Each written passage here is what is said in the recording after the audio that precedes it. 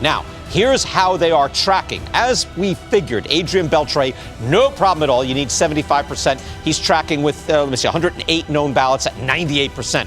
Todd Helton making the move. He was at 72%. Now he's tracking at 83 in good shape. I'm surprised, fellas. Joe Mauer, I didn't know he'd get that type of support. He's at 82%. That's tracking very solidly. Billy Wagner is doing pretty well, but he's kind of on the precipice. He's at 80.6. You need 75%. Gary Sheffield, it's his final year on the ballot. Andrew Jones not making a big jump as of yet. And Carlos Beltran, again, a lot of people figured he'd have 1 year where he'd have to do his penance for the sign-stealing scandal.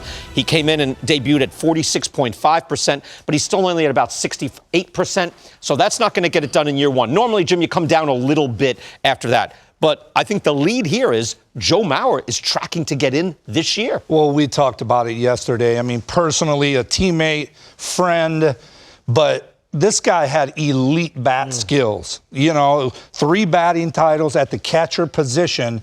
Yes, Joe had some injuries there where he was forced to go to first base a little bit. Doesn't matter to me. This guy at his position is a Hall of Famer. He's a Hall of Fame person. What he's done for the community in St. Paul and Minneapolis, to me, it's a slam dunk. Yeah, I agree. I'm happy to see that because he's one of the best guys that I was able to share the diamond with. Talk about a more friendly guy than Joe Mauer, willing to give you advice, willing to help you out during the game, even though you're competing. But just his passion for the game. And like you said, not only at his position, but it was one point where 3 to 4 years, he was the best hitter in all of baseball. And you could argue that. So I love the way he's trending. I think people are too strict with catchers, guys. When you're voting, you're looking at the position. When you look at the position historically, most players get off catcher in their 30s and they go to another position. Joe Mauer did that. He didn't hit for as much power as I think the voters like, and I thought they'd penalize him for that. But if you're into batting average and now that wave of, hey, how's your back control, how is your contact, hit 306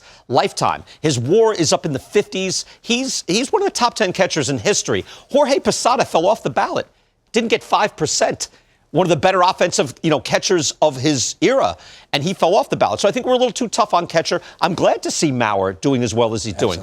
Now, Chase Utley, we were big. You didn't get in on this. We were talking yesterday. We're like, Chase Utley, I must be missing something here. I like that he's tracking enough that he can make a launch from here.